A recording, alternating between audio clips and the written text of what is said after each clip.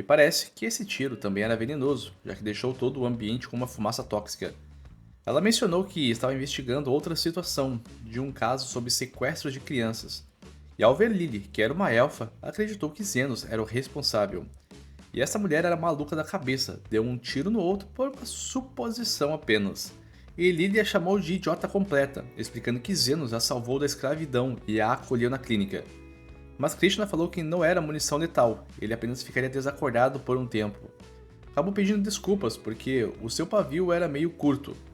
E do meio da fumaça, Zenos respondeu que o verdadeiro defeito é ter um péssimo senso de direção e também ser uma completa idiota. Krishna pediu novamente desculpas, tirou conclusões bem precipitadas, mas se perguntou como é que ele estava totalmente bem. E Zenos revelou que utilizou magia defensiva, mas ainda assim era bem estranho para a garota, porque nenhuma magia deveria conter suas balas mágicas. E apenas falou que existiam muitas coisas inexplicáveis no mundo, e de fato existiam. Zenos levou um tiro de uma pessoa que nunca viu na vida. Ela ainda perguntou se por acaso ele era um grande feiticeiro, e não tinha como enganar os olhos da vice-comandante da Ordem Real dos Cavaleiros. E de cima, Carmila caiu na gargalhada, porque ela estava prevendo que isso aconteceria. E em cima da casa, o Prata colocou uma bandeira que era um sinal para ninguém chegar perto. Krishna acabou pedindo por um momento, então acabou revelando a sua missão ultra secreta. E tinha uma missão de localizar o indivíduo das favelas e prendê-lo. E estava dizendo isso porque acreditava que não iria conseguir nada sem revelar informações. E que era dever de todos os cidadãos cooperar com a Ordem dos Cavaleiros. Ela ainda disse que estava procurando um tal mediador, aquele que acabou com a briga das facções nas favelas. Tentou falar com alguns semi-humanos por aí, mas eles eram fiéis demais ao tal mediador, e começou a acreditar que esta pessoa era um servo do diabo. E o Prata apenas respondeu que não conhecia ninguém assim, com um olhar de assustado de ter se metido nisso sem querer. Ela falou que uma pessoa que tem o poder de unificar a favela poderia ameaçar o reino, mas nenhum deles tinha informação alguma para ela, e Zenos decidiu mostrar o caminho de volta.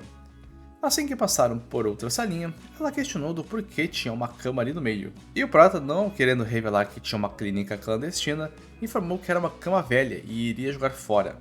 E ela pediu para usar essa cama, afinal de contas vai precisar ficar na favela por uns dias e precisava de uma base de operações. Claro que pretendia pagar por isso e vai encontrar o tal mediador, e assim cortar o mal pela raiz. Carmila apareceu, dizendo que tudo isso era muito normal ali. A clínica estava achando outra mulher perigosa. E Lily não gostou nem um pouco dessa situação. E do nada foi até o colo de Zenos, falando para fazer o de sempre. E este comportamento é... bom, é bem estranho. É estranho. E era para ele fazer carinho em sua cabeça. Parece que Lily queria mostrar vantagens sobre a mulher que acabou de chegar. E ela estava fazendo de tudo para ajudar Zenos, literalmente de tudo, desde assoprar seu chá, cortar a sua comida, pentear seu cabelo, enfim. Até mesmo puxou seu rosto, dizendo que usaria ele a noite inteira. Mas acabaram colocando ela na cama, porque a elfa estava dormindo profundamente. Afinal de contas, é uma criança e passou do horário de dormir, e não devia ter esses tipos de piadinhas no meio. Meu Deus, eu desisto dessa obra. Zenos não sabia quem eram os traficantes de escravos de quem ele tomou a Lily, e Krishna mencionou que as atividades de sequestros aumentaram muito nos últimos anos. Logo perguntou novamente se ele era um mestre mago que aperfeiçoou as defesas, e se por acaso tivesse outro mago masterizado a cura nas favelas, que era capaz de regenerar um braço. Mas antes mesmo dele responder, ela informou que seria impossível, talvez somente algum curandeiro secreto de altíssimo nível ou um santo. Ainda revelou que lutou contra Zofia, causou um dano irreparável ao seu braço, ao ponto dela nunca mais tê-lo, porém a viu mais cedo nas favelas e estava completamente intacta. E se existisse alguém que poderia curar isso, provavelmente suas palavras poderiam dominar as favelas também. E ela continuou chamando essa pessoa de servo do diabo. Zenos se perguntava do porquê ela estava tão ameaçada pelas favelas, e ela acabou explicando que na verdade é uma história complicada.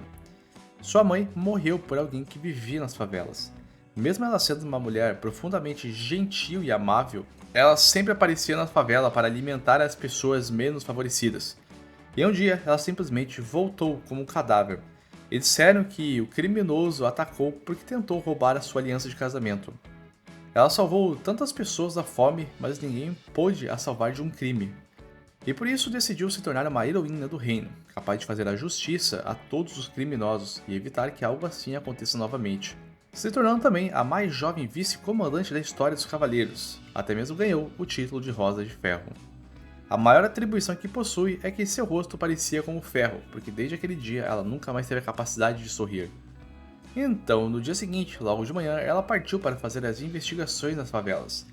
E durante o dia, nosso garoto estava se arriscando, curando as pessoas da favela. E Camila falou para ele não se incomodar com a história da cavaleira, era muito comum ter isso por ali. E Sofia estava na clínica, recebendo tratamento, e como a galera daqui é agoniada, na porta da frente, Krishna retornou, e no instante que viu sua inimiga, sacou suas armas. E as duas ficaram de prontidão para a batalha. Elas estavam se ofendendo de maneira super gratuita. Logo ela perguntou o que aconteceu com o braço que foi ferido, e Sofia não respondeu nada. Sabia que fazendo isso entregaria Zenos. Krishna continuou que este mediador era um criminoso que poderia fazer mal às pessoas do reino. E Sofia respondeu que existem criminosos em todos os lugares, e soube que a Ordem estava investigando os sequestros, e revelou que um dos chefes dessa organização era um alto nobre da cidade. Krishna não conseguia acreditar nessas palavras, mas Sofia falou em voz alta o nome deste nobre, que era Kalendor. E a cavaleira achou ridículo, porque ele era um nobre de alto nível que era apaixonado pela educação dos órfãos. Sofia respondeu que ela estava sendo enganada por este título bonito. Diferente do mediador das favelas, ele não julgava ninguém e ajudava todos, independente de status. E para o máximo que odeia admitir, provavelmente este mediador salvaria a vida da cavaleira também. Zenos se enfiou na frente, avisando que a mulher logo atrás era sua paciente, e logo revelou que era o mediador. Porém Krishna não botou fé, porque o mediador era um mestre de magia de cura, e Zenos só usou magia defensiva, era impossível dominar duas escolas de alta magia tão novo assim. Ele explicou que tanto a magia defensiva quanto a de cura eram amplificações básicas do corpo, é a mesma linha de raciocínio para usá-las. Mas para Krishna, acreditava que ele estava mentindo. Mas sabia que agora que ficou do lado dos semi-humanos, não poderia mais ficar ali, precisava ser uma heroína completa. Lily avisou que ela foi para o lado contrário das favelas, e o Prota imaginou se ela por acaso estava indo investigar o nobre que estava sequestrando as crianças.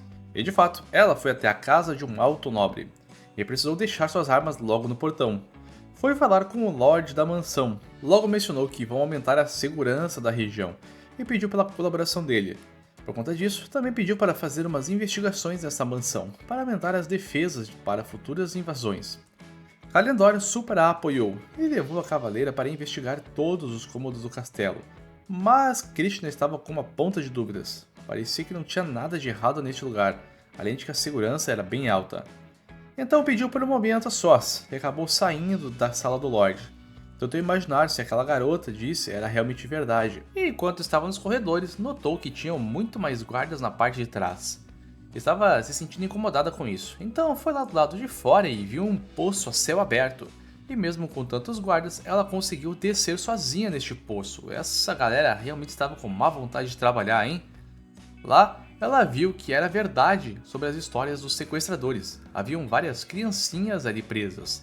Mas logo atrás, ela tomou um tiro da sua própria arma, e era Kalendor, elogiando que a arma dos cavaleiros era poderosa demais. Começou a atirar em Krishna sem parar, avisando para ela não se meter no negócio dos nobres.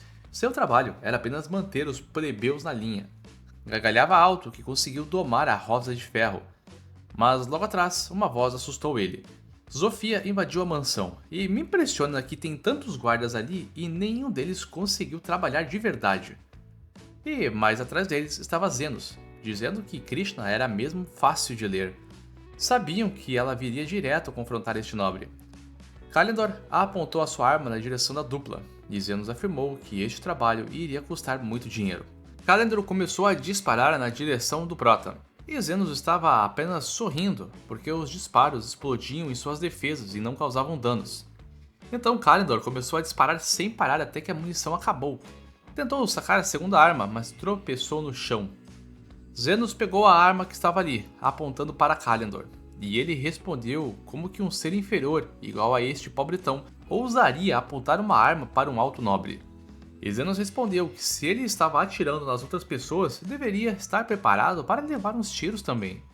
Sinceramente, não tem nenhum tipo de ódio contra Kalendor, tirando o fato que estava atirando agora há pouco em sua direção.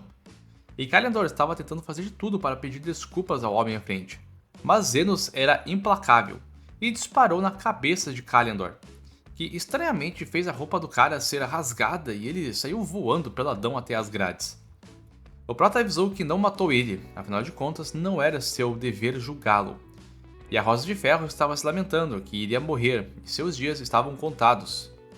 E Zenos apenas a analisou, afirmando onde foi atingida e que seria tranquilo de recuperar, além de regenerar aquele braço explodido pelos tiros. Perguntou se ela queria mesmo desistir agora, e afirmou para não ficar surpresa quando mandar a conta dessa recuperação para a casa dela. Logo começou a curar, e Krishna encarou a figura do Prota como se ele fosse um grande herói. E ele recuperou completamente a garota. Agora ela queria ser um herói perfeito, como Zenos. E ele explicou que não seria o herói, afinal de contas as pessoas estão fadadas a se machucar, e ele estará lá para as curar. As pessoas precisam de uma heroína que esteja na luz, e este seria o papel de Krishna. E ela foi ao resgate de todas as criancinhas, já entendendo o significado de ser um herói. Assim como sua mãe era uma heroína para as pessoas da favela, a qual alimentava todos os dias. Ela era a maior heroína, e seus olhos se enchiam de lágrimas ao lembrar da sua mãe.